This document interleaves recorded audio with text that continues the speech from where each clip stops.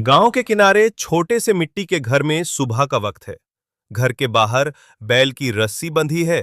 पास में टूटा हुआ हल पड़ा है। रामू खेत जाने से पहले गीता से बातें कर रहा है। कभी कभी सोचता हूं कि क्यों भगवान ने हमें इतना गरीब बनाया। सुबह से शाम तक खेत में काम करता हूं, फिर भी ना पेट भर पाता है, ना जमींदार का कर्ज उतरता है। कई बार तो लगता है कि ये जिंदगी बस किसी और की गुलामी में गुजर जाएगी। रामू, गरीब होना कोई गुनाह नहीं है।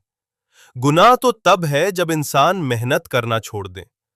तुम तो हर रोज खून पसीना एक कर देते हो। हाँ, किस्मत ने हमारा साथ नहीं दिया, लेकिन यकीन मानो, भगवान देर से ही सही न्याय जरूर करेगा। न्याय, ये शब्द सुनकर अब हंसी आती है। हर साल सूखा पड़ता है, फसल बर्बाद होती है। ऊपर से जमींदार, वो आदमी, हमारी मेहनत को अपना हक समझता है, और सबसे बड़ी बात, हमारी इज्जत को भी। पिछली बार उसने जो बातें कही थीं, सोचकर ही खून खौलने लगता है। मुझे भी याद है जब उसने कहा था कि अगर कर्ज नहीं चुकाया तो मुझे हवेली में काम करना पड़ेगा। रामू, मैंने उसी दिन ठान लिया था, चाहे कुछ भी हो, मैं उस आदमी के सामने सिर नहीं झुकाऊंगी। हमारी इज्जत से बढ़कर कुछ नहीं। तू बिल्कुल सही कहती है गीता, पर डर भी लगता है। उस जमींदार के पास ताकत है, पैसा है, गुंडे हैं, और हम खाली हाथ। मैं हर दिन ये सोचता हूं कि अगर उसने सच में हमें घर से निकाल दिया तो हम कहां जाएंगे। अगर वो हमें घर से निकालेगा तो हम फिर से बनाएंगे। ये घर, ये जमीन, सब मेहनत से कमाया है। अगर एक बार खो भी गया तो हम फिर से खड़े होंगे। तुम्हारी हिम्मत ही मेरी ताकत है। तेरी बातें सुनकर सच में दिल को सुकून मिलता है। लेकिन इस बार मामला बहुत बड़ा है। सिर्फ जमीन का नहीं, हमारी इज्जत का सवाल है। मैं जमींदार को जीतने नहीं दूंगा, चाहे अपनी जान क्यों ना देनी पड़े। हम दोनों साथ होंगे तो जमींदार का कोई चालाकी नहीं चलेगी। सही रास्ता ढूंढना होगा। किसी समझदार इंसान से मदद लेनी होगी। बाबा ही मदद कर सकते हैं। चलो आज ही उनके पास चलते हैं। गांव के बीचों बीच चौपाल पर भीड़ लगी है। जमींदार अपने गुंडों के साथ खड़ा है। रामू और गीता उनके सामने पहुंचते हैं।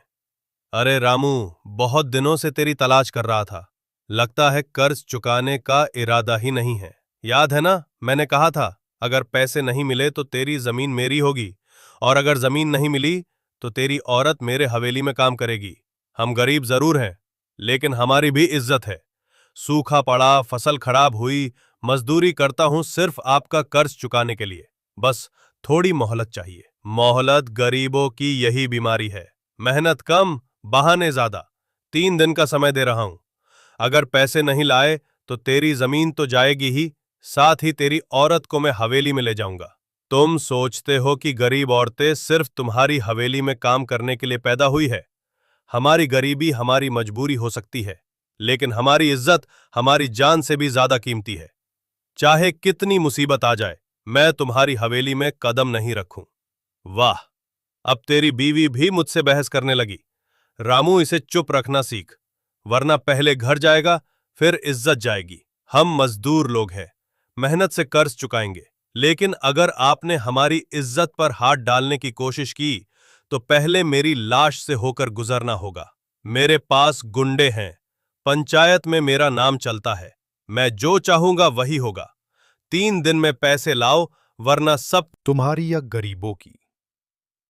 रामू और गीता चौपाल से लौटकर हरिया बाबा की झोपड़ी में जाते हैं। बाबा चारपाई पर बैठे हैं। आओ बेटा, क्या परेशानी है? चेहरे से लग रहा है कि कोई बड़ा संकट है। जमींदार ने 3 दिन का वक्त दिया है, वरना जमीन और इज्जत दोनों छीन लेगा। पंचायत तक धमकी दे दी बाबा। अब समझ नहीं आ रहा क्या करें। जमींदार की ताकत डर है।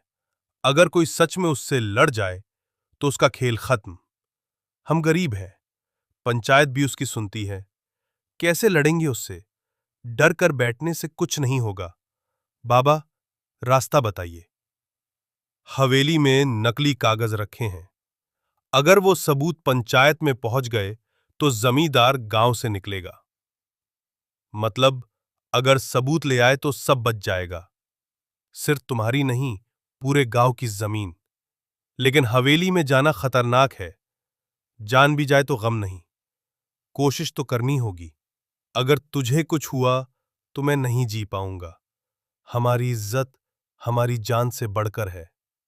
आज रात हवेली के पिछवाड़े से जाना, पुराना दरवाजा है, वहीं से अंदर जाओ। आज रात ही जाएंगे। भगवान ने चाहा तो जीत हमारी होगी, और अगर नहीं चाहा तब भी हम डरेंगे नहीं। रात का सन्नाटा है। हवेली के पीछे रामू और गीता धीरे धीरे चलते हैं। दरवाजे का ताला तोड़कर अंदर घुसते हैं। अगर पकड़े गए तो जान जा सकती है। डरना मत, ये लड़ाई पूरे गांव के लिए है। हवेली इतनी बड़ी, कागज कहाँ होंगे? बाबा ने कहा था, अंदर वाले कमरे की अलमारी में। चलो जल्दी, कोई आ रहा है, छिपो। बाल बाल बचे, अब जल्दी से कमरे में चलो, ताला खोल रहा हूं। मिल गए पूरे गांव के नाम के नकली कागज। ये देखो, हमारा नाम भी है, जरूर लेना होगा। दरवाजा खुला कैसे है? कोई अंदर तो नहीं? अब क्या करें? खिड़की से कूदना होगा। दोनों जल्दी से खिड़की से कूदते हैं। रात के अंधेरे में हवेली से निकल जाते हैं। उनके हाथ में सबूत है, हम बच गए। अब पंचायत में जमींदार की असलियत दिखाएंगे। अगली सुबह पंचायत में गांव वाले इकट्ठा है। जमींदार घमंड में खड़ा है। रामू और गीता सबूत लेकर आते हैं। रामू के कर्ज का फैसला करना है। ये सालों से कर्ज नहीं लौटा रहा। अब जमीन मेरी होगी और इसकी औरत हवेली में काम करेगी। हमने मेहनत की लेकिन जमींदार ने हमें फंसाया। ये देखिए हवेली से लाए सबूत। नकली कागज जिनसे गांव की जमीन छीनी गई। ये लोग झूठ बोल रहे हैं। हर नाम में धोखा है। पंचायत खुद देख सकती है, ये मेरा नाम है, मैंने जमीन बेची ही नहीं। मेरा नाम भी है, ये हमें ठग रहा था। ये सब नकली है। अब फैसला लो। जमींदार को गांव से बाहर निकाला जाता है। हवेली और जमीन जब्त होगी।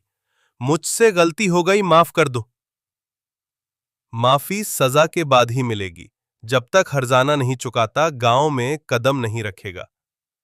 कुछ दिन बाद गांव में शांति लौट आई है। हवेली अब पंचायत के कब्जे में है। रामू और गीता अपने खेत में खड़े हैं। गांव के लोग भी आसपास जुटे हैं। हरिया बाबा भी पास खड़े हैं। गीता, देख रही हो, यही वही खेत है जहां मैंने उम्मीद छोड़ दी थी। लगा था हम कभी लौट नहीं पाएंगे, लेकिन आज हम फिर से अपनी जमीन पर खड़े हैं। ये जीत सिर्फ मेरी नहीं, तेरी हिम्मत और बाबा की दुआओं की है। रामू, जब तू हार मान रहा था मुझे लगा अगर इस बार चुप रहे तो हमेशा चुप रहना पड़ेगा। हमने डर को तोड़ा है। अब कोई हमें हमारी मिट्टी से अलग नहीं कर सकता। बेटा, याद रखना, गरीब होना कमजोरी नहीं है।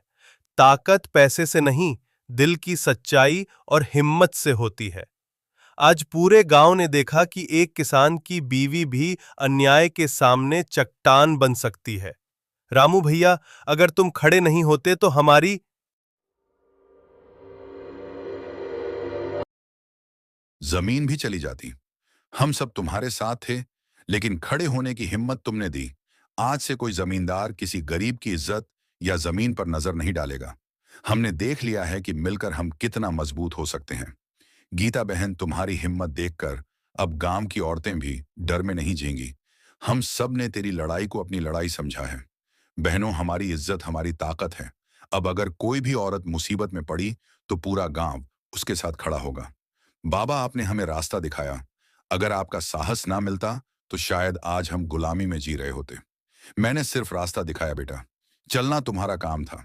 आज तुमने साबित कर दिया कि सच्चाई के सामने झूठ ज्यादा देर नहीं टिकता। ये गांव अब पहले जैसा नहीं रहेगा। अब हर गरीब इंसान अपने हक के लिए आवाज उठाएगा।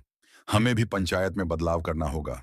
ऐसा सिस्टम बनाना होगा कि कोई जमींदार फिर से ऐसा अन्याय ना कर सके।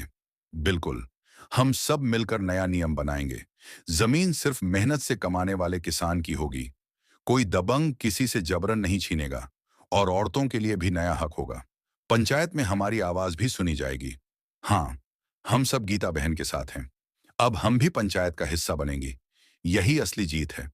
सिर्फ जमीन बचाना नहीं, बल्कि आने वाले वक्त को बेहतर बनाना।